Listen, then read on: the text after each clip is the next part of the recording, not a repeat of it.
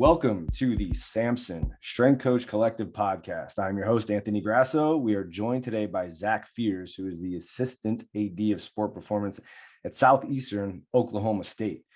Give you a little background on Zach. He's got his bachelor's in exercise science from Central College, which is in Pella, Iowa. He's got his master's from Winona State. And he's also halfway through his doctorate in strategic leadership, which we'll touch on and get into in a little bit here. He is strength and conditioning coach certified through the CSCCA, and he is a certified strength and conditioning specialist through the NSCA. He also holds a certification from USA Weightlifting. It's probably as good as I was gonna get. I think I messed it up in the last podcast too. Like I said, it's always brutal when we get both those certifications. But just to give you a little bit of background, name some of the places that he's been to. You got Lincoln University, Missouri Southern State, NC State, Winona State, Abilene Christian, and he was the director of sport performance at Sterling Sports Performance in Pella, Iowa. So Zach, welcome. I really appreciate you hopping on short notice. I know this is obviously a busy time of year for you. So again, thank you and welcome. Appreciate it. Yeah, no doubt. So like we talked, if you could just kind of, obviously I mentioned some of those places that you've been, but if you really we always like to start off, just give a little bit of background, some context to the listeners, where this whole thing started, how it kind of led to where you're at now. Yeah. So I originally got started at Central College back in the day. There's still a bunch of us around. From Central College. We were kind of doing what Springfield College is doing right now back, 10, 15 years ago. So I remember my senior year as I got out, we had 32 interns there at one point. So, we were rolling with that. And the director there is probably the guy I reference most still in my career, Jake Anderson. He kind of just had a vision of putting this big internship program together and just rolling with it. And that's what he did. And he was kind of this larger than life character. He created some interesting stuff there, but it really got a lot of us deep into this, just this craziness that is strength conditioning. And so what he kind of did was he kind of molded us all kind of the same. That's one thing, maybe I'd do it a little differently. I try to have all my interns, and I right now I have about 15 interns. But I like to kind of mold them all a little bit different and use their strengths. But it was pretty crazy how we all had this just one philosophy. And I think we almost thought that there's only one way to do it. And that's the one thing that was really interesting is the way you kind of just got us all to do the exact same thing, work together. And that really got me into it. And I originally went to school. I was going to play sports and do all that. I ended up getting into weightlifting, a few other things. And just to be honest with you, I never ended up playing sports in college. I get that nonstop because I'm about 5'7", 220. I'm a pretty stout guy. Everyone's like running back. I'm like weightlifter, it's like, what ended up happening was I kind of got the bug, especially my junior year. I had a couple of people try to talk me into it earlier, and I was like, no, this isn't for me. I need to put some size on. I'm going to go play football. And then the next thing I know, I'm a strength conditioning coach, undergrad. And then I took over a private business for a year. I should go back to, honestly, Jake Anderson is still the biggest impact of my entire life. And I hear that nonstop. And every time I get to hear from the guy, message the guy, talk to the guy, he's actually a missionary in Turkey right now. So every time I get to hear from this guy, it's a joy, to see where we all came from. And honestly, I find myself more and more as I get older acting like him because I'm about his age right now when he left Central, which is kind of funny to me now after almost 15 years in the field. Yeah. But and then I moved on. I actually ran my own private business for a year at a PT clinic there under Travis Sterling. That's why it's Sterling Performance. It wasn't for me. Private business, the private sector is not for me.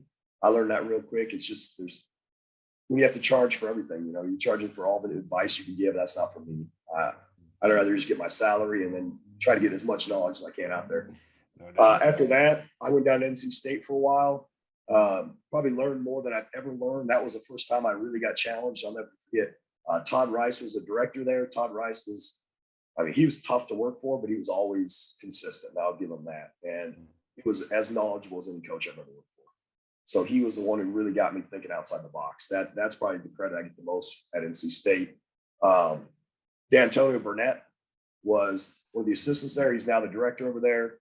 And I credit that guy with a whole lot of knowledge as well, as a couple other coaches that were there.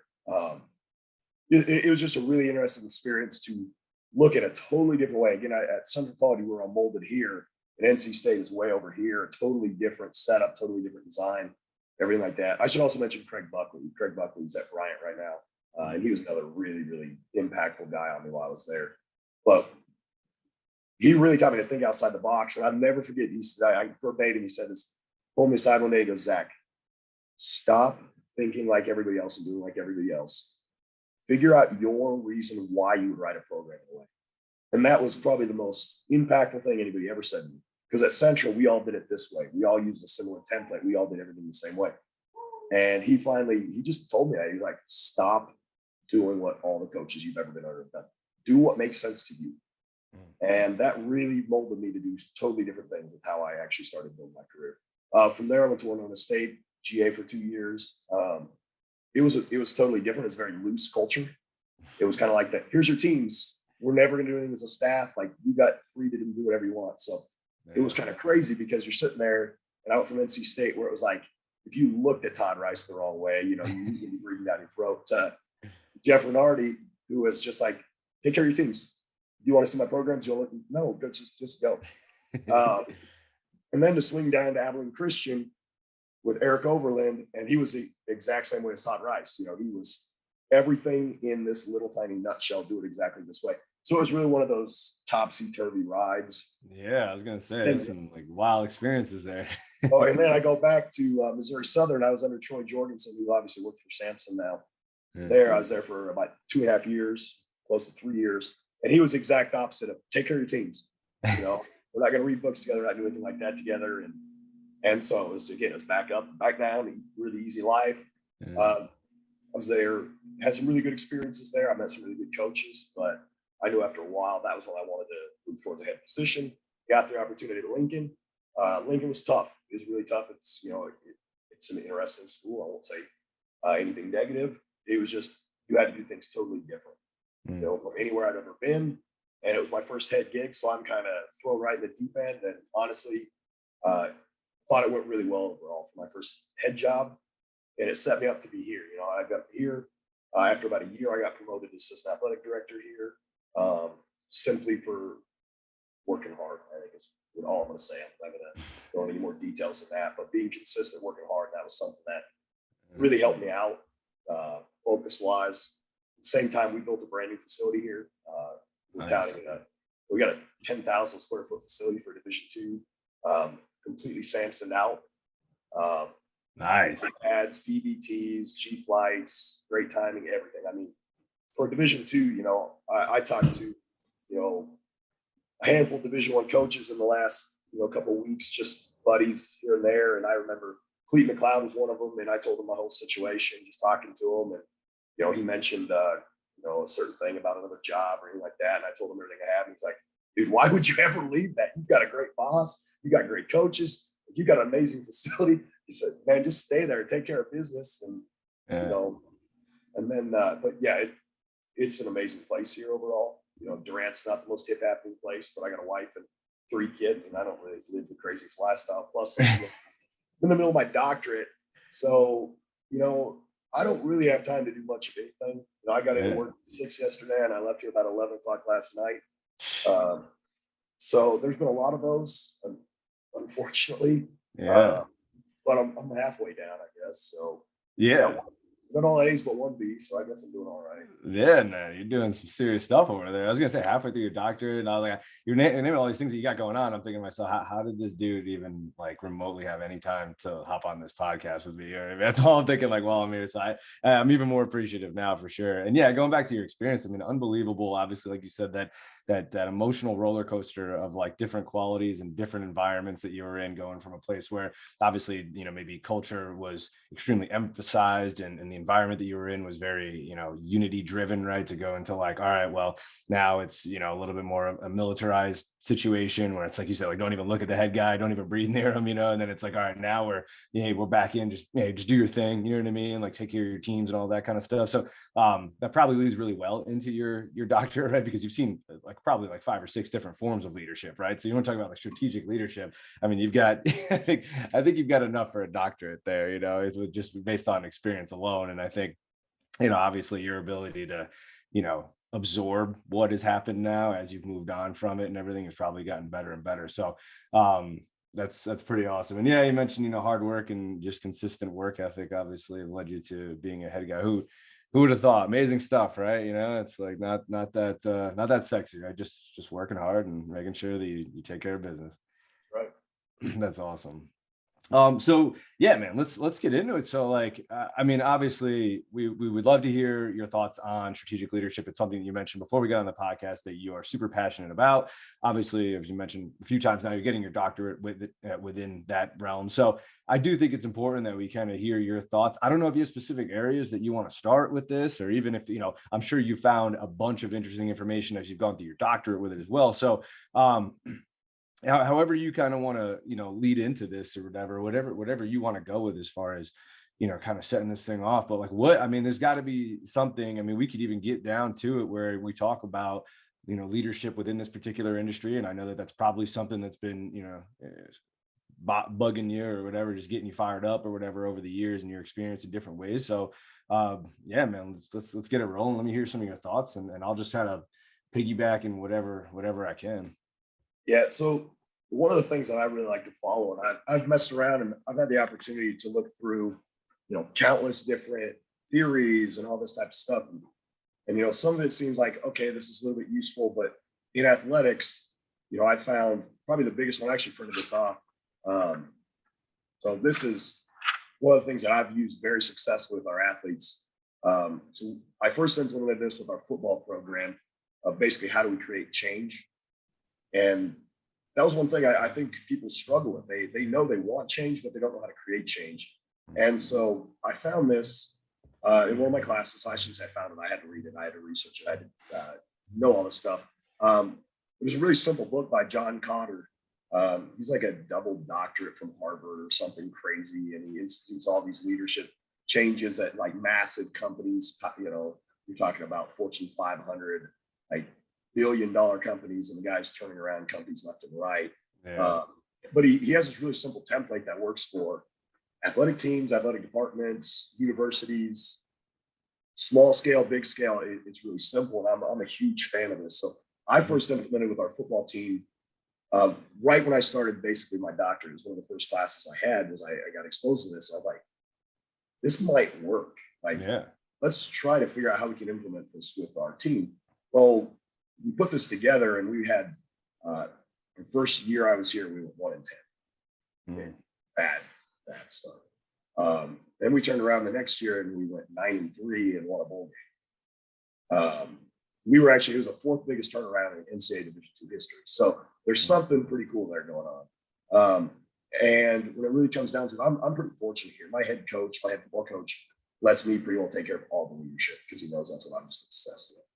And so I actually I use Cotter's 8 methods for starting to restructure our team. And it was very, very slow. And I'm like, God, is this catching on? Like, is this working? Is this working? And then all of a sudden it just like clicked. And it really clicked in football camp of where our team wants to be. And you watch, it was just noticeably different. All of a sudden, one day you just saw it, right? We're going in and we're 2 weeks in without a bad practice. Like 3 weeks, no bad practices. 4 weeks, no bad. We're going into our first game without a bad practice. That never happens going through 4 weeks of camp, and all that stuff. Yeah. And then we turned around and, we knocked off 2 top 5 teams. We lost a couple games we should have too. So that's our 3 losses. We're all, we had one team in there was a top 3 in conference and some middle pack games, but that still gives us room to improve. I don't think you're going to go from 1-10 to 15-0, but this gives us room. And, we're currently in that situation, the good to great mentality. We had a good year now. How do we build on top of that? I actually restarted this whole year with the exact same process. And number one is creating a sense of urgency. How do you create a sense of urgency? Well, it's really easy when you're 1-10. We sucked. 1-10 is horrible. You can't really get much worse except for 0-11. So the sense of urgency there is taken care of. And now the sense of urgency right now, I've shifted that to we're probably going to be preseason number 1. Well, everyone's got influence now. That's the new sense of urgency is every team will bring their absolute best to this. So we know that. We know that we will be a top preseason pick now, and that we're no longer going to be looked at as an underdog. We are potentially should be our number 1 or number 2 team in the conference preseason, and everyone's going to know that. Yeah. So that's our new sense of urgency, plus a few other things that I won't go into full details with. The second is building a guiding coalition. And with that, it's about getting a couple choice people to start pushing your initiatives. And I basically picked about 8 or 10 leaders for our team. And I start introducing things to them, and then we start slowly introducing that to others and others. Third is forming a strategic vision. How do we start putting something together? And the one thing that people fail to understand is they sit there, and we did this exercise, we posted online, but I asked every single player to put one word up that describes a perfect team. And you get all these different answers of what someone really looks for. But then how do you start to move towards that? And then the fourth one is basically enlisting your army or getting the rest of everyone else in. That's when you're really going to expose the rest of the team, everybody, to our vision of what we want. Finally, you start, number 5 is you start removing barriers. How do you get things out of the way that are causing us not to, start finding the barriers that are stopping us from moving forward? And that can be a lot of things. That can go anywhere from money, that can be staff, that can be players. We got to start pulling the things away that are actually slowing us down. Yeah, that's a heavy one. That's probably right. Like that's probably where most people would fall short if you were successful in the first 4, right? Like that's, like the first 4 are reasonable, right? Like you said, like you're creating a sense of urgency, right? And obviously you said your sense of urgency changed from being somebody who was like, all right, well, our team hasn't won a game, or we won 1 game, or whatever the case is. So our sense of urgency is to win games, right? And then obviously it changed to our sense of urgency is to protect what we've built, right? So you guys have gotten to a point where you're preseason number 1. So, and then obviously building a guiding coalition and forming a strategic vision, all of those things are, if you have good leadership, right? Like you said, you get to a point, and then obviously getting people to buy in. I'm assuming that's what number 4 is sort of built around, right? Like sort of enlisting, getting buy-in, creating a sort of a philosophy that people can latch onto. But yeah, starting to remove those barriers. Like once you get that, it's like, all right, everybody's rallied, everybody's ready to go. Yeah, like removing the barriers, because like you said, some of those barriers may be things that are controllable, some of them may be uncontrollable, right? So like how you like navigate that. But yeah, no, that's awesome. Please continue. And then after that, it starts to get a little bit more difficult, but generating short-term wins. How do you sit there and quantify, a win?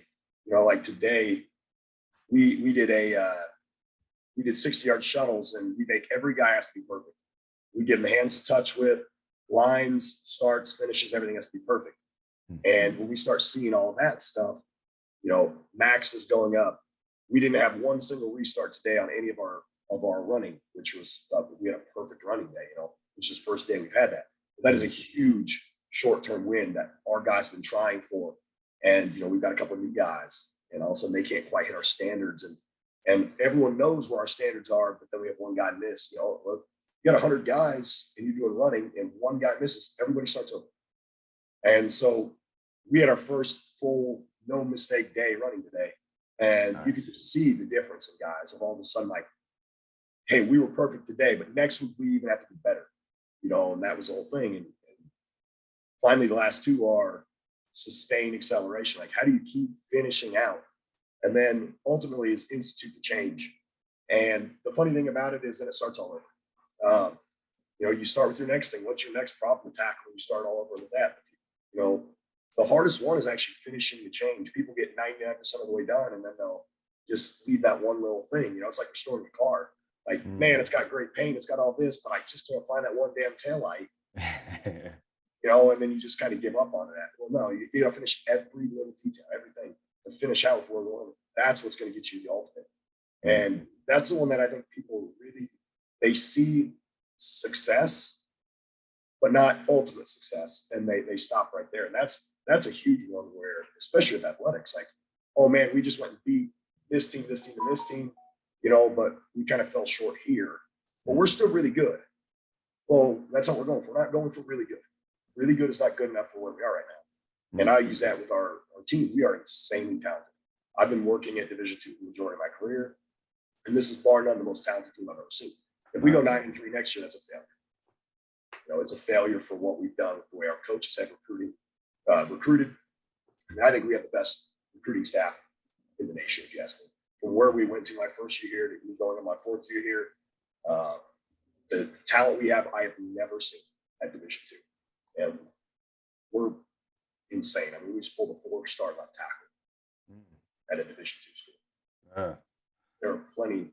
There are plenty of Division I kids, Division I schools that be killing for that kid right now. You know, and it's just, we got our offensive coordinator / O-line coach is such an insane recruiter I have never seen. I don't know how some major Division I ever picked him up. Maybe I shouldn't say that on here. If someone just hears it, I don't know. This dude's so good. Right. No, he's unbelievable. He has details on everyone. You know, we had a meeting, no joke, and he goes, you know, I talked to his junior high coach, and he was late one practice one time. So I'm like, I think we can forgive 6 years ago, but he knows every detail about these kids. So yeah, but that's the biggest thing going through that is you get those 8 things done, and then you tackle the next problem and you restart all the way over. But the good thing about this is you tackle multiple problems at once. You know, you might start one problem here, and you might get through enlisting a volunteer army or whatever, and then you start your next, and you start getting after it. You know, it's not you're not done when you start. You just move on to the next problem and keep going with that. And ultimately, you never are done trying to create change. You know, everybody sits there and they think, I don't know, we'll just use Northwest Missouri State. You know, yeah, they go 15-0. That's great, but do you think they don't care about 15-0 next year? Like, right. Congrats, you won. You had a great year or whatever. We'll do everyone in that. I didn't even know what Natty last year, but for any school, Division I, Division II, doesn't matter. But are you done after that? Like, no, you just got to start back over. It's the same thing. No matter what challenge you're going after, you start after the next one, and often you don't even finish that one before you start after the next one. You still got to finish the other one. So, and I think as a strength coach, we see that all the time. It's not like I only work with one team. Like, I'm tackling the problems of softball and baseball and tennis and golf and football, and this monumental problem that we have to work with. So we're constantly trying to institute change. Now that being said, I run 3 basic teams here. You know, right now I run football, basketball, and baseball, and I try to implement this heavily. It worked best with men's basketball and football. And both those 2 teams are setting records right now as far as performance and countless conference records nonstop. So I think it's starting to work. I think this is something that I think it's tried and true. And of course, John Connor's 20 billion times smarter than me, probably 20 billion times richer than me too. No, you're a strength coach. What do you mean? You're not rich? Well, if you look in the back wall, you know, all my money goes into those. I don't know, 140. There's a lifter back there. So yeah, I was gonna say, I was like, this looks like an Olympic weightlifting shoe ad. I have almost every single pair almost ever made. Nice. Yeah, I'd be lying if I said I didn't check out your Instagram too before we did this podcast. You're into the Olympic lifts, it looks like. Just a little bit. I try. I'm getting old, and you know, I sprained my wrist really bad the other day, and I'm fighting through that. Just spotting a girl, and I freaking slammed the bar up in, and something didn't do right in there. And I actually thought it was broke for sure. I went and got an X-ray. It wasn't. So I still got snatching. I think I snatched like 275 today or something like that. But just 275, huh? It's not quite moving the way it should. No, it's funny. I was talking to my brother about it before I hopped on the podcast. I was checking out this dude's Instagram last night. I'm not gonna lie, like, dude can lift, like he can move some weight, you know. And my brother's like, you think he would care about, you know, my little brother? He's like the youngest brother. I'm the oldest of 5 boys, and he's the youngest one. And we lift together. Today he hit a PR, and you know, I'm not gonna put it out there or whatever. It was a good, you know, he's getting some weight on his back, you know what I mean? And he was like, do you think he would care about my PR? And I'm like, honestly, bro, judging by the amount of weight this dude's moving, I don't really think he would care that much. I was like, but I'll let him know that you PR'd if that's something that you want me to do. So here's me letting you know. You know, the craziest thing for me was it took me, you know, I got here, the last school I was at, no one could ever beat my clean squat bench total. Couldn't even come close. We got here, and I'm like, all right, you know, we'll see. And I had our left tackle benched 500 this year. I can't bench 500. And then I had 6 guys out squat me. And I'm just like, I haven't beat my clean yet, but we brought in a couple freshmen that are 700, like legit parallel or below squats at 700 plus. I mean, like, we have some bosses here. I told you, like, the recruiting here has been unbelievable. We brought kids in, you know, and we got a kid who came in, he was like a 625 squatter. And then as freshmen, I grind him, you know, I grind him pretty hard. But I'm like, this kid's special. Like, he goes 655 and 675 easy. I'm like, I can't do There are limitations when you become a married man with kids getting your doctorate. There's only. I'm 5'7", 220, and I can't gain much more weight than that ever. That's a stretch to get there. And this kid, you got a 6'1" at 330, and he's not a fat kid squatting. And yeah, he's just got that body weight and size, and he's about this wide. I can put my hands way wider on the camera because he's wider than I can reach in this camera. Yeah. No, that's something that I sit there and I was like, man, I just got smoked by 4 guys today on squats the first time I got beat. Yeah. Like, man, that's you though. That's you. You did that. Like, you helped me do that. And I'm like, all right, I'll take that. Yeah. Passing the torch. Somebody's got to do it, right? That's awesome. Well, yeah, so I do have some questions though, obviously, about some of the items that we listed out. And just so the listeners know, obviously and the guy's name, John Connor. John Cotter. Cotter, is that Codder? It's actually just John like normal, Kotter. And the book is Leading Change is the one I've read for him. That's fine. Okay. That's awesome. So yeah, I mean, if we could just kind of work our way through some of these, and then we can kind of take this out wherever you want it to go, obviously, depending on where the conversation goes. But I do think that I do have some questions, because at some point, like you said, every single year you need to start over, whether you had success with these things or not, right? So I guess my first question would be, which one of these was the one that you felt the most challenged with, and why? And then kind of what I guess my thoughts on this too, and I tend to do this sometimes where I load up a double question, but I guess I'm trying to, at least when I first started interning, right, I remember I went up to the director. I was at Quinnipiac University over here in Connecticut, and I was just feeling like one of these days, I'm like, man, I don't get it. What are we doing here exactly? What are we doing here? Phenomenal program, great culture, great environment. The kids are great. Staff, dude I'm working for is awesome. But I'm like, what are we actually doing here? What, you know what I mean? This is kind of the way that I think at times. And I was like, why are we there has to be something more than we train athletes. We get them to try to be more resilient in the field, on the field, in the court, ice, whatever. They win some championships, they get some notoriety and feel what it's like to feel success in their life and failures and overcome challenges. And then they move on to maybe playing at the pro level, but most likely not, right? Just kind of going on and starting a career, and the cycle just continues. And I'm like, there has to be something deeper. And I can't say for sure that I have the answer to that. But I do think that looking specifically at why something is created versus being amazed with what has been created is a really interesting way to go about things. And at least for me, someone who needs that mental stimulation to understand exactly the deeper mechanisms that are at work here, I would imagine you're probably someone who appreciates that as well, given what you're getting your doctorate in.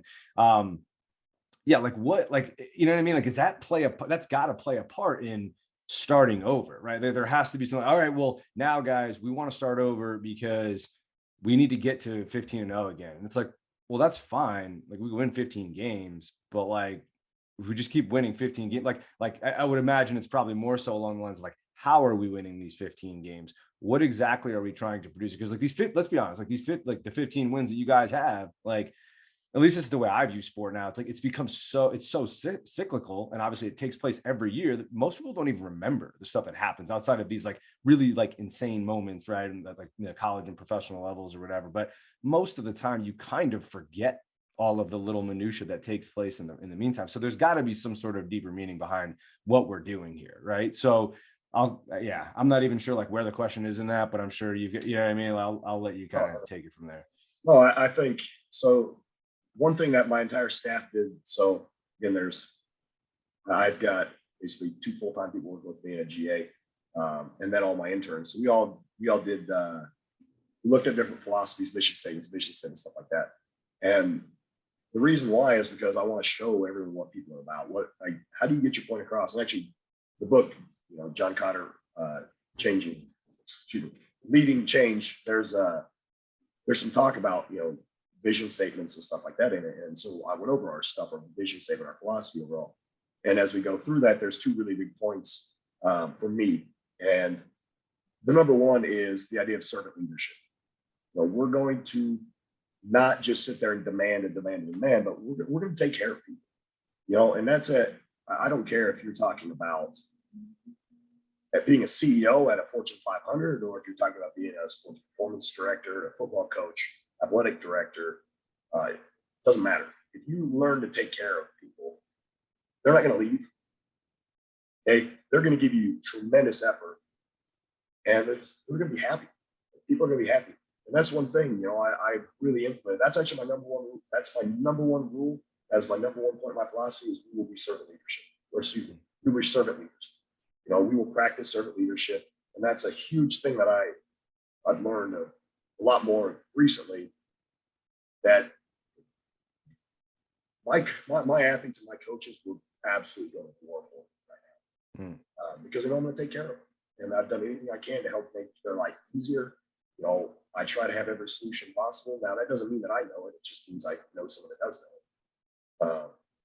And when they understand that, they really started to move in a different direction of, like, there isn't a, I'll be honest, the last school I was at, it was a little bit rougher school. Like, there was just Coach Fears is, it's tough. Like, he's hard to work with. He's going to work your butt off, that type of stuff. And I think, hopefully, if I were to say the difference here is, like, I would really hope that they would say he really cares. Like, he really cares what's going on. I think that would be the biggest thing is we get through this to not just with the athletes, but everything. Like, does this guy care? Like, if I left tomorrow, like, what would my athletes say? Would they be like, we can't do this without him type stuff? What would my administration say? Would they be like, cool, let's find the next guy? Or would they be like, how are we going to replace this guy? He did everything. He took care of everything. He knew everything, how to do all this stuff. It just seemed like he was relentless in the way he did things. And that's the edge I'm hoping for. And then the other thing is creating leaders. That's a very last actual bullet point of my whole philosophy. Number one is servant leadership. Ironically, the very last one is creating leaders. How do we create leaders? And why is that so important? Because football stops, basketball stops, everything stops at some point. And if you can sit there and understand that creating a leader is a lifelong thing, and understanding, I can teach my leadership method very quick to athletes. I can teach them our leaders. Not everyone's meant to be a leader. One of my favorite actual leadership theories is followership. Like, you got to have followers too. Not everyone's meant to be a leader. That's fine. Right. I've got one of my staff members right now who is probably the best follower I've ever seen in my life. He's going to be the most amazing head assistant coach somewhere, but it's going to take a long time before he's going to get a head coach. But he'd be the first one. I'd be like, take this guy as a head assistant. You want this guy. But it's going to take a long time before he really be a leader, because he's got to be able to come up with his own ideas and how to guide and everything like that. Sure. That dude can regurgitate every single point of my philosophy, every point of my coaching, use everything to a T, like verbatim. But he's not ready to be a leader yet. He's not going to come up with his own ideas yet. He's not going to understand how to take this team that has this problem and fix it that way. But again, I think those are the 2 points: servant leadership and developing leadership.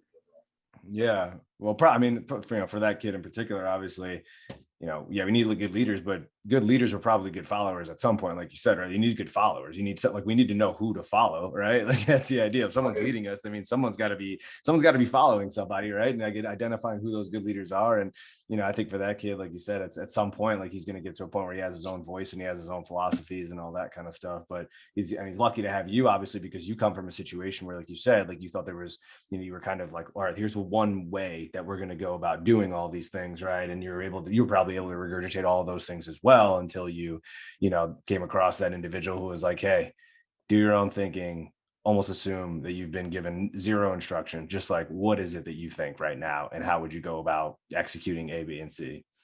And that, even one of the things about followership is, like, every leader pretty well has to follow someone. Like, I have to follow my AD has to follow our president. Our president still has to report to the Russo board and so on and so forth. Like, you're really never a complete leader. You always have to follow it. Right. Might be 1% of your day, but still. Yeah.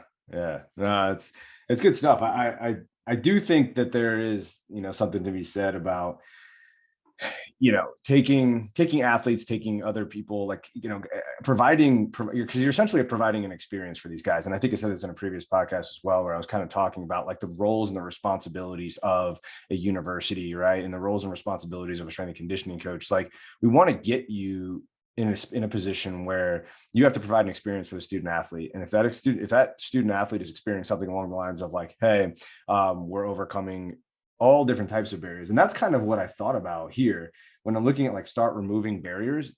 I'm in the list of barriers that you could potentially come across when you're trying. I mean, it can go so many different avenues, right? It's not even just talking about like financial barriers, or maybe it's barriers when it comes to your resources, or barriers when it comes to your talent, barriers when it comes to skill. It could be barriers when it comes to how the communication is taking place, how your athletes are perceiving some of the coaches that are leading them, the dynamic and complex relationship that they probably have with their coaches and with you, with other teammates, right? Like, especially in a squad of football players, when you're talking about having like over 150 people in the program, obviously anywhere from like 80 to 100 players on the team. So what were like those, specific, I mean, you don't have to get too specific, but what were some of the barriers that you were like, yeah, here's a barrier that most people would assume would be a barrier, right? Like maybe your AD's like, hey, listen, like we can do this and we can't do that, whatever. But there's got to be some barriers in there that go way beyond just the typical norms, right? So yeah, there's some interesting ones, and I think at Division II, those barriers get a little bit different. Financial resources change. Now, I'm going to tell you, when I first got here, a couple big barriers, unfortunately. Talent. We had a couple position groups. I'm not gonna say anything because I don't want to pick on it. Probably the DBs, right? It's always the DBs. I wish our DBs were pretty talented, actually. Oh, really? It always starts up front, you know what I mean? Yeah. But we were just lacking in a few spots, and it just killed us. I mean, one of the barriers we had was just not having enough talent in certain areas. Facilities, I came here, I had a 2,400 square foot room with 16 racks and no dumbbells. Nice. And 385 pounds of weight per rack home. Wow. Yeah, that was a really big barrier to start with. You couldn't even lift in there. No. Oh, and the floor was sloped downhill the whole way. So, nice. I'm still convinced when I do my Olympic lifts, my left foot slides back about 3 inches and my right doesn't move. And I'm still convinced it's that damn floor was sloped. And I'm going, and I lean a little to my left every time. And anyways, horrible facilities when I got here. And then we had a little bit of, we changed presidents, and it kind of pulled everything back with the budget. I was supposed to be in that room for 6 months. I ended up being in that room for 19 months. And I'm not going to lie to you. If I would have been told I was going to be in that room for 19 months, I may not have taken the job. Now, looking back, of course, I'm happy because my facility's amazing. In my opinion, I put together the best Division II staff that money can buy. I have killer coaches. I have killer interns. I've got more help than I could ever need. And then I have a boss that is just pushing and pushing. He's already promised another position at the end of the year for him. Just because he believes in what we do so much. And we're seeing dividends, and our injury rates are going down drastically. Performance is going up drastically.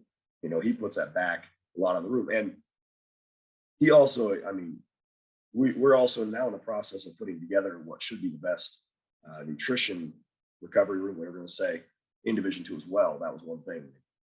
We've got support. That's some barriers that would not, we had almost no nutrition support. We had no weight room. And I'm over here it's like, here's a rock and a stick, build a football team with this, and it's like, well, we've got barbells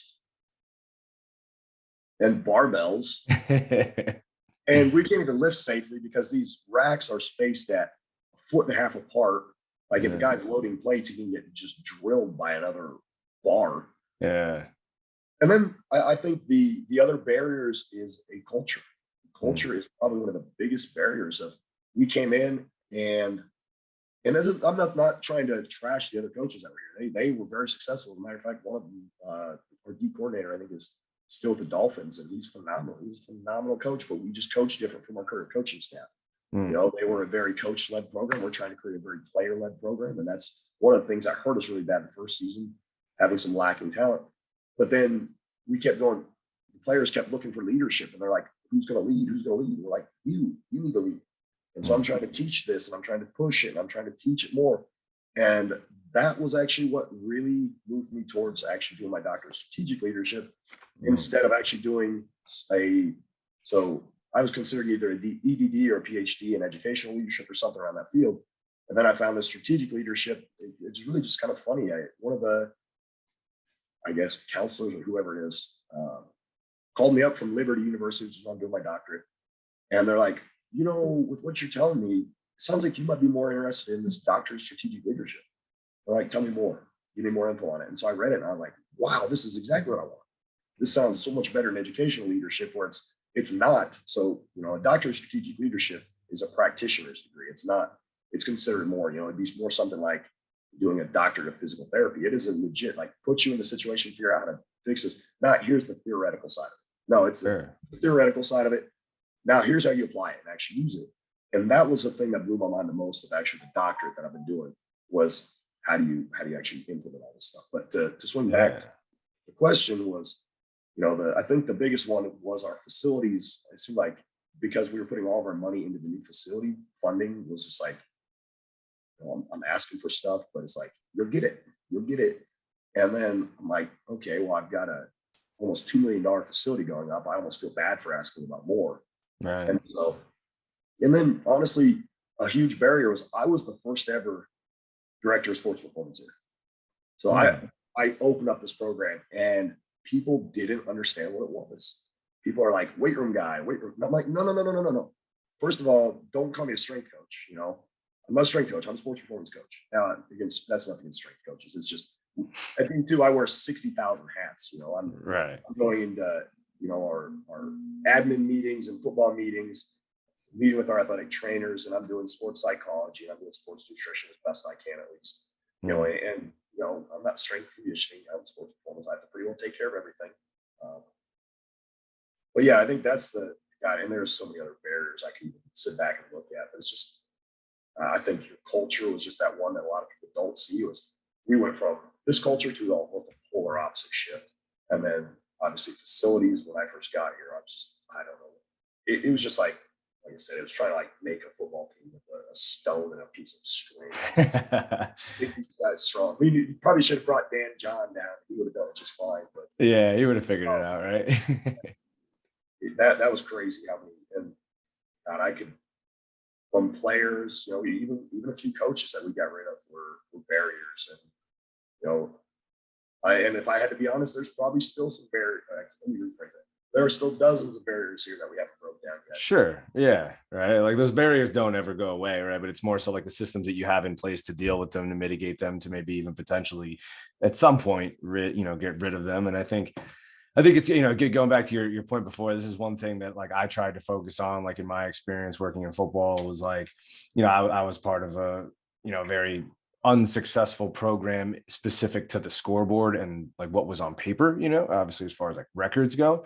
And I tried to do some like serious reflecting on it, but I think what I really came to is like, it's not as if like the actual, and of course there were coaches on staff and there were players on staff, maybe did not meet the standard of what you need for like a Division I FBS program or whatever the case is. But like, it wasn't more so that like in my mind, I always believed, and probably like you do, like you always believe that like the people that you're working with outside of like you said, like maybe there's a few barriers there, but for the most part, you're like, hey, listen, I'm a leader. I'm a type A guy.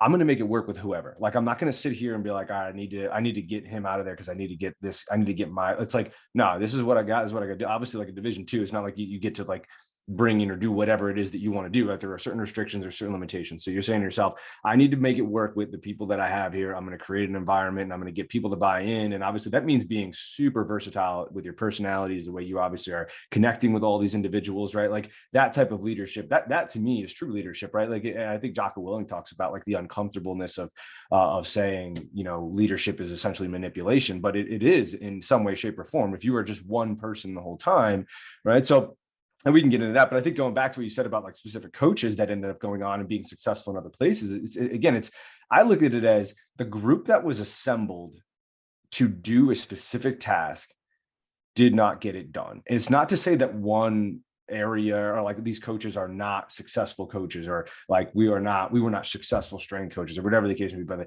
But the people who were assembled in this group to try to execute a specific task and to try to be successful in that and set yourself up with specific systems to help understand failures, to filter failures, to try to provide solutions and things of that effect, those things did not happen, right? And that's usually what will lead to a downhill spiral of all of these things, like when you first talked about like the program that you walked into. So I think really getting back to that, it's like what are some of the skills that you feel like you've developed over the years of trying to reach various types of people? Like I said, you're probably dealing with a zillion different people. Like you said, you wear many hats, you're in different meetings, right? Like, how did you get it to where it's like, all right, I can't just decide that, like in most professions, you don't just get to like walk into a new office and be like, all right, 1, 2, 3. Yeah, I don't like them. They got to go. I mean, like in football and Division I football, obviously, they create their own rules. It works that way, right? But in most places, in most professions that are respectable, right? Like you have to make it work with the people who have been there, right? While you're slowly kind of like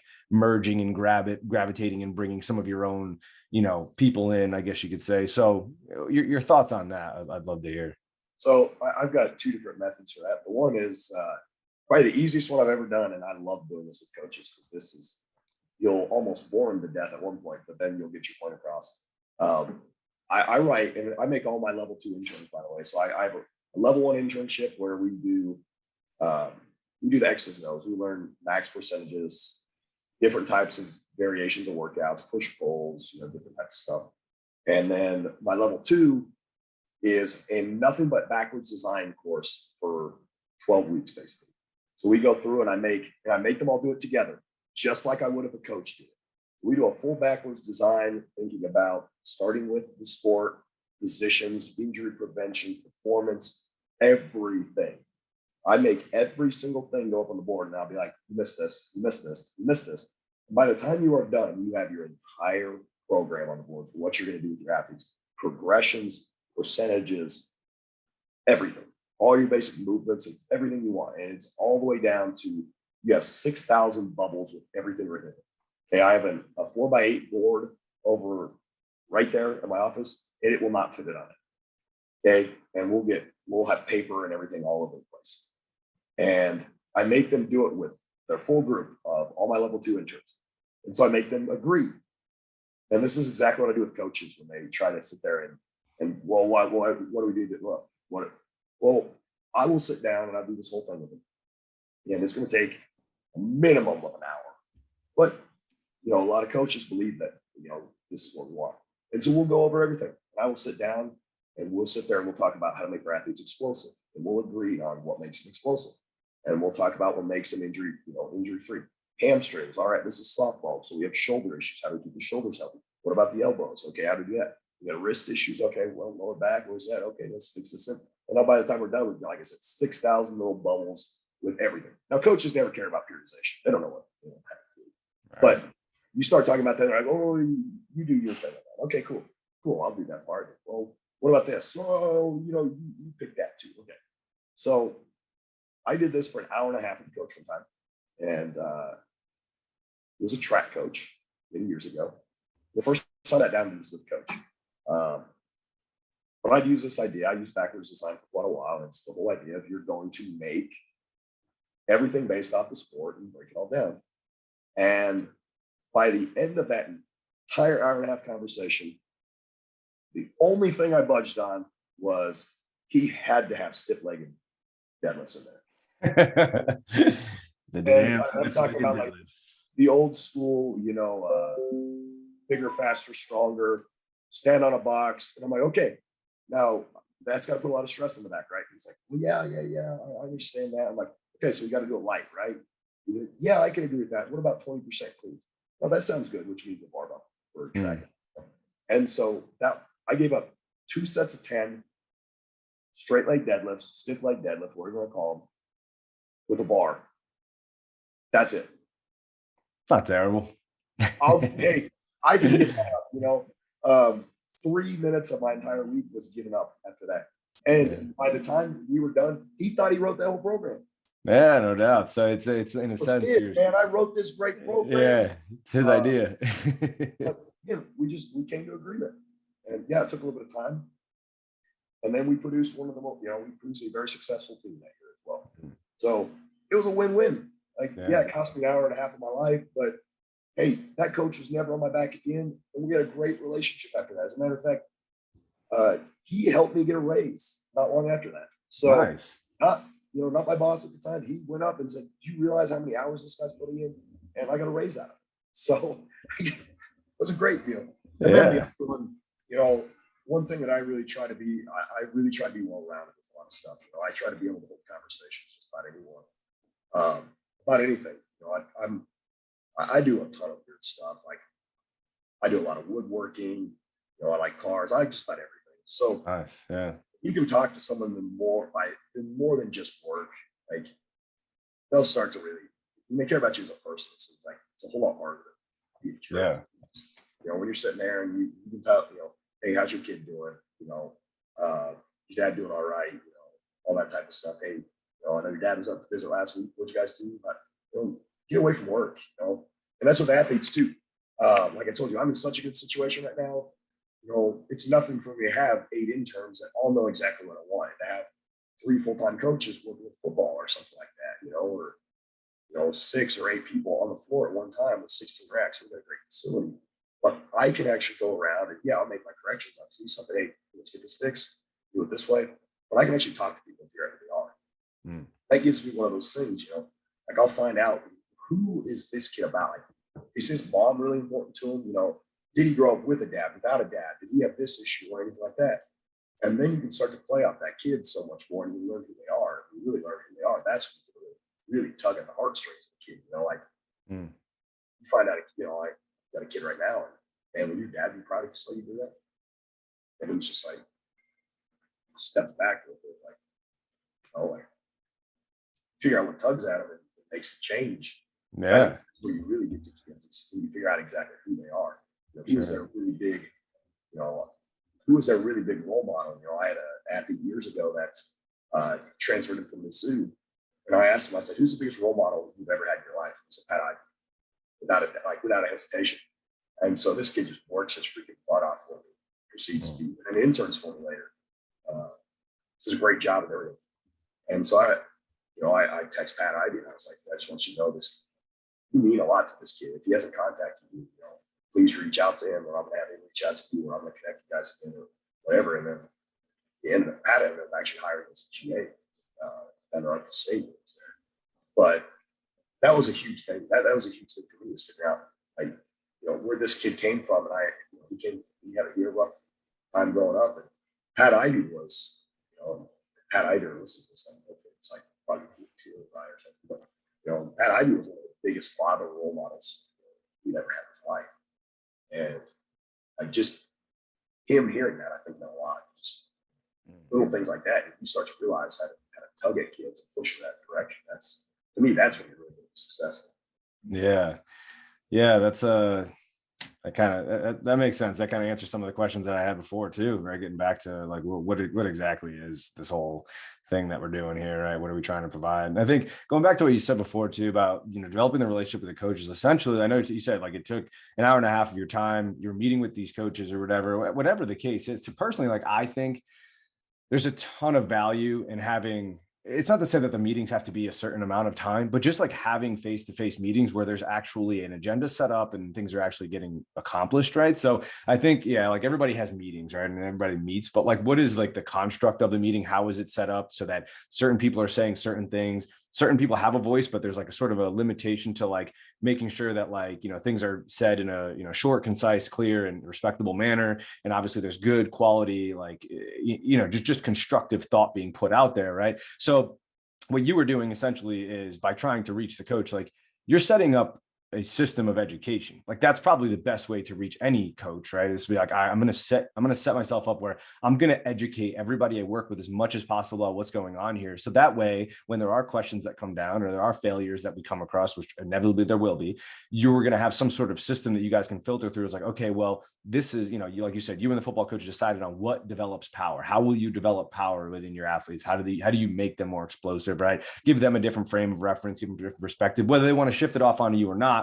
Fine, whatever the case is, right? But at least there's an understanding of how we're going to go about developing this quality, right? So I think to kind of wrap that up, right, that the answer to that my particular question was create a system where you're educating every single person in the building on what it is that you do, and then obviously in turn hear their thoughts as well, allow them to have the input, right, reach them. And then, as you said, when it trickles down into some of the athletes, you're talking about figuring out the specific things that make them tick and the things that they obviously care most about in their life, which could take 2 to 3 years for a lot of athletes, depending on, their experiences and their, willingness to be vulnerable, which is very tough for a, 17 to 18-year-old kid, obviously coming in, trying to figure out a way to take on the challenges of, emotional stress and social stress of college, while also trying to understand a playbook and listening to about 15 different, leaders, right, who are like telling them what you need to do and how you need to do it and trust them and all that kind of stuff. So, this honestly awesome answers. And I really appreciate your thoughts on all this stuff. I guess I know, I want to wrap up here soon because I know I want to let you go, but I do have one more question. Specifically, when it comes to creating these like small wins, right? You talked about like creating these, setting yourself up where it's like, okay, I'm going to have it. So, in the example you gave was a physical example, right? Where you're running 60-yard shuttles and you want to make sure that everybody's turning in the right direction, everybody's touching the line, or whatever the case, whatever constraints you put on the exercise, right? What would you say? And I have an idea, but I do want to ask, what would you say to people who are, out there criticizing coaches who do spend time on this, like, and what they would consider wasting time on, did you guys touch the line? Did everybody start at the right time or not? Did we, clap at the same time? Whatever the case is, none of those two are mutually exclusive, but obviously you have some thoughts on how this has provided some success for you and your teams by creating small victories, right, for you guys to build upon. So what would you say to people out there who are critical of that, saying that this doesn't have any transfer to whether or not they would be successful in their sport or in other endeavors of their life? What are your thoughts on that? I think you go back and you just look at what are we trying to achieve as a team? We're trying to create unity. Like we're trying to be all on the same page. I have a really simple rule. And I've said this since I started. Is the one thing that when I started, I said, no matter what, and I've said this since I ever started a job. Feel free to ask questions. Ask why. Always ask why. Ask why too often. I'm okay with that. I might give you a 5-word answer, but I'm gonna have a reason. If I can't tell you why we do it, you have to do it. And that started out, and kids will ask why, like, why do we do this? Why? Well, 3 years in, like my word's gold now. No one asks me why, and I still say it all the time. Feel free to ask me questions, but it's just now if he says do it. Like, and I didn't get that way by being malicious. I didn't get that way by attacking people. We just simply showed that discipline will create results. And some people let certain things slide, and I'll never forget that picture of this is the distance between winning and losing. Kid missing the line. And to me, we have reached small details. Okay, I say it nonstop. I say it every single week. The little details is what will win and lose us games, and that's the difference to me. And I don't care. Every good team lifts. Every good team practices. Every good team eats their meals. Every good team does their stretches. It's the little things. And that line is a little thing. It might be an inch, but that might be what separates us. And at the end of the day, talking about wins, like, coach, I only bumped my max up by 10 pounds. How do you know that 10 pounds isn't going to be what helps us win? You don't know that. Only 10 pounds may be all it takes. Coach, I only did this much better. That may be all it takes. Like, you never know in that 5 extra pounds, that 10th of a second faster, that 100th of a second faster, that 1 inch further is going to be the difference between a win and loss. I mean, the old saying, and it's a little bit cliche, but football is a game of inches and milliseconds. Absolutely, it is. If you sit there and you add a couple inches to every single run, all of a sudden that third one is all the third one. And all those things to me add up. And I will always preach little things because everybody does the big things. Right. Now, the little things add up to be bigger than the big things. I don't care anything because we all practice. Well, how do we practice? Okay, we all squat. I almost guarantee almost every single football player should squat. How do we squat? Are we doing it right? Are we in good positions? Does it look athletic, or does it look like my feet are 6 feet apart on the power lifter? And I'm going to claim that even though I didn't even come close to squatting parallel, that I'm a 7 squatter. Right. You know, those things matter. The positions matter. Everything. You know, I say this all the time. No matter what we do, all we really do as strength coaches, we reinforce the pattern. Doesn't, you know, if I make a guy squat more weight and become a better basketball player, what am I doing? Right. What am I doing? You know, if I make a guy squat more weight, but he's going to become more injury prone, he actually becomes more injury prone. Less injury prone than more injury prone. I am doing a terrible job, you know, and I probably need to move on in my career. But it's all those little things, you know, the way we look at things. And I say this all the time to recruits. Like, I don't have a magic recipe. Okay, I really don't. I don't have a magic recipe, but I will make sure you do everything right. I will make sure eating in our weight room is done safely, correctly. You know, we're going to squat in the right positions. And I don't think there's a whole lot of debate of what a good squat looks like. There's little bits here. Yeah, you might be a little bit more knees over toes, and a little bit, you might be a little bit more Olympic, you might be a little bit wider based.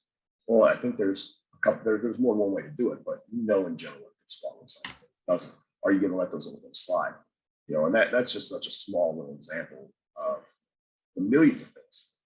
You get your head through on a military press. You know, where's your hips out on clean? And you know my obsession with lifts. I will pick those till the cows come home. But I will just absolutely, like, can we take care of those little things and little things and little things and little things and little things? Because all of a sudden, little things end up being, well, we have 4 weeks of straight good practices because we've harped on those little things. And all of a sudden, our coach is just sitting there and he's like, everything looked good today. Like, where do we even go from here? Like, you start challenging the coaches to figure out how to even make the players better from where they're at. And then, again, we weren't perfect. No one's ever going to be perfect. But how do we keep building on top of that? Those small little victories. It's like, how you do it, you know? And, you know, the one thing that, you know, I want to mention real quick, you know, we do a 3-tier approach.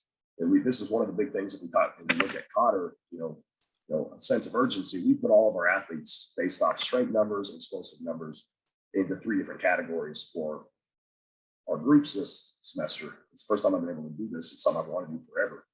We put them in, you know, the way we run things, we have a gray group, which is kind of our 3rd string freshman type group. We have blue, which is our 2nd string. We have gold, which is our starters. And we broke everyone down, not based off their starting, but their strength numbers, their explosive numbers and stuff like that. And we make everything super objective. So, like, this is where you need to be. This is what you have. This is your, you know, and we break them down. We put it in different groups based off that. And all of a sudden now I've got, like I told you, I was late to this. I came in 20 minutes late to this because I've got 20 guys. Coach, what do I need to get into this group? What do I need to do to get in this group? What do I need? And it was just, it's another thing of like, man, I'm not in gold. I want to be in gold. How do I get in gold? I need to be in gold. What do I need? What do I need? How can I do this? Well, I need, can I gain some weight? Can I, like, okay, yeah. Let's start formulating plans for a guy to get moving in that next direction. And that, you know, again, that seems like it's a little thing. You know, add 20 pounds to your squat. It's not a monumental thing, but at the end of the day, it might be all it takes. You know, the little things might be the difference. And I'm gonna tell you right now, I say this nonstop. Every single team I work with, we're gonna win or lose a baseball game by 1 run. We're going to win or lose a football game by 1 possession. We are going to lose or win a basketball game by 1, 2, 3 points, which is obviously a 1 shot, 1 possession game. You can make that in 1.8 seconds, 2.2 seconds. You make it. The little things is what will add up to that. The little things will add up to, do you win by 1? Do you lose by 1? Do you win by 2? Do you lose by 2? And that's when people start criticizing little things. You never know when that one little thing will be the tipping point for your loss. And I hate to say it, but our 3 losses were by a combined, I think it was 11 points. No. So those little things caught up to us on the backside. We didn't take care of enough little things. Had a great year, but our football program lost 3 games by, I believe it was a combined of 11 points. Yeah. So. Right. Yeah. So, I mean, I think that's a perfect way to end this. Obviously, I couldn't have said it better myself. I do think it's worth noting, obviously, the people, at Southeastern Oklahoma State are extremely lucky to have you.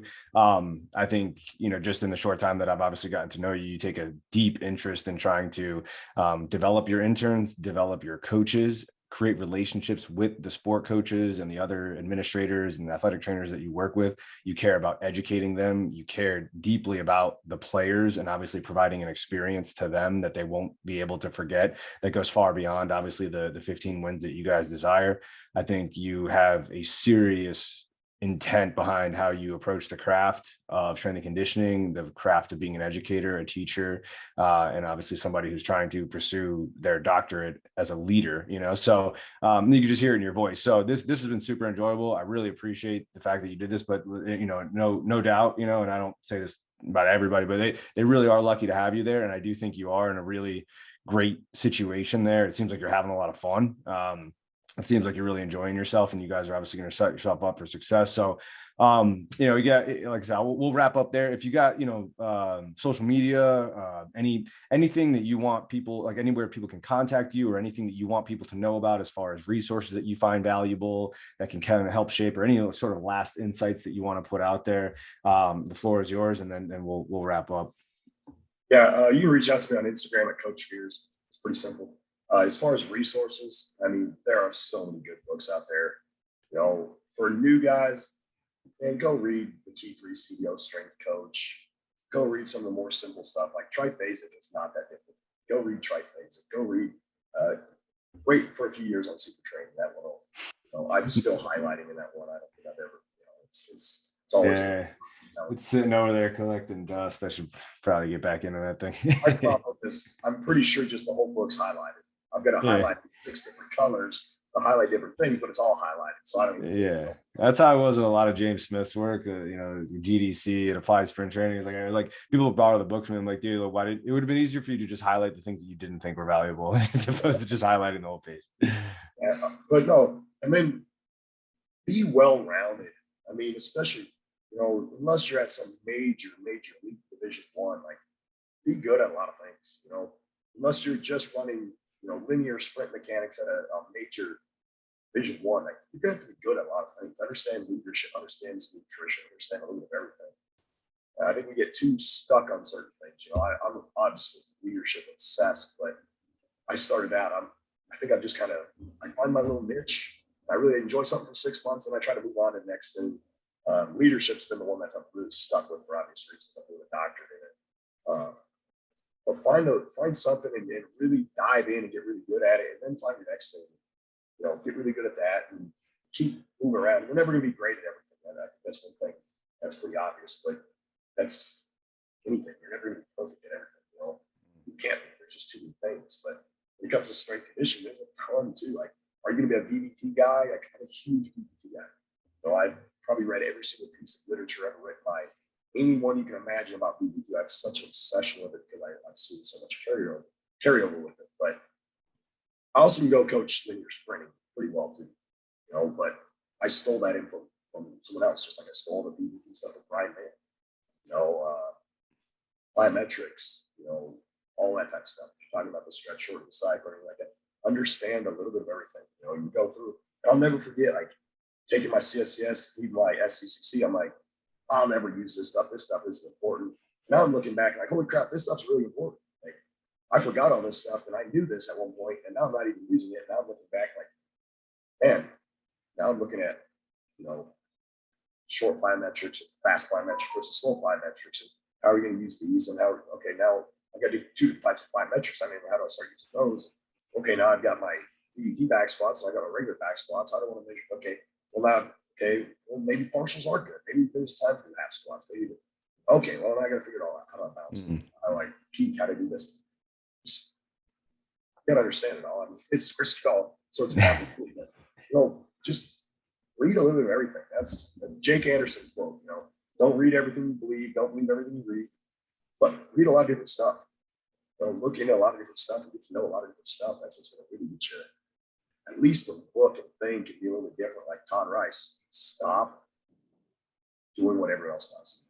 Do what makes sense to you. Like, design your programs what makes sense to you. Understand force development, understand position.